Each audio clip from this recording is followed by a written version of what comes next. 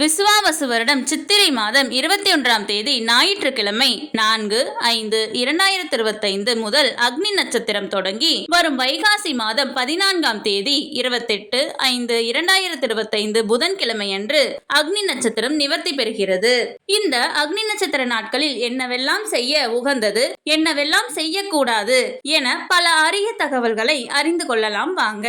ஏங்க, இந்த அக்னி நட்சத்திர நாட்களில் திருமணம் செய்யலாமா, வீடு கட்ட துவங்கலாமா, கட்டிய வீட்டிற்கு கிரக பிரவேசம் செய்யலாமா, இடம் ரெஜிஸ்டர் செய்யலாமா போன்ற உங்களின் பல குழப்பங்களுக்கு இந்த வீடியோவில் பதில் உள்ளது. ஆகையால் வீடியோவை ஸ்கிப் செய்யாமல் கடைசி வரை பார்க்கவும். இந்த நாட்களில் செடி கொடி மரங்களை வெட்டக்கூடாது, விதை விதைத்தல் கூடாது, நார் உரிக்க கூடாது, கிணறு குளம் போன்றவை வெட்ட ஆரம்பம் செய்யக்கூடாது, தோட்டங்கள் சீரமைப்பு செய்யக்கூடாது, நிலம் மற்றும் வீடுகளில் பராமரிப்பு அல்லது புதுப்பிப்பு பணிகள் செய்யக்கூடாது, வாகனங்களில் நெடுந்தூர பயணம் செய்யக்கூடாது, புதிய வாகனங்கள் வாங்கக்கூடாது, புதிய வீடு கட்ட துவங்கக்கூடாது, கிரக பிரவேசம் செய்யக்கூடாது, கோவில் கும்பாபிஷேகம் செய்யக்கூடாது. இடம் ரெஜிஸ்டர் செய்யலாமா என்றால் செய்ய வேண்டாம்.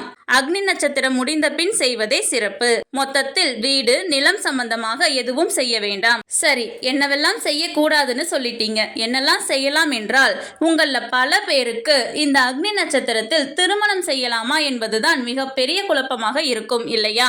அதற்கு பதில் என்னவென்றால், தாராளமாக திருமணம் செய்யலாம், எந்த பிரச்சனையும் இல்லை. திருமண வாழ்க்கை மிகவும் சிறப்பாக இருக்கும், அதில் எந்த சந்தேகமும் தேவையில்லை. சரி, வேறு என்னெல்லாம் செய்யலாம் என்று பார்த்தீங்கன்னா, இறைவனுக்கு அபிஷேக ஆராதனைகள் செய்யலாம், அவை நல்ல பலனை தரும். தான தர்மங்கள் செய்யலாம். சுட்டெரிக்கும் கத்திரி வெயிலினால் தாகத்தில் உள்ளோர் தாகம் தணித்துக் கொள்ளும் வகையில் தண்ணீர் பந்தல் அமைத்து தண்ணீர், நீர்மோர் போன்றவை வழங்கலாம். நோயாளிகளுக்கு இளநீர் தரலாம். மாற்றுத்திறனாளிகளுக்கு காலணி, குடைகள் போன்றவை வழங்கலாம்.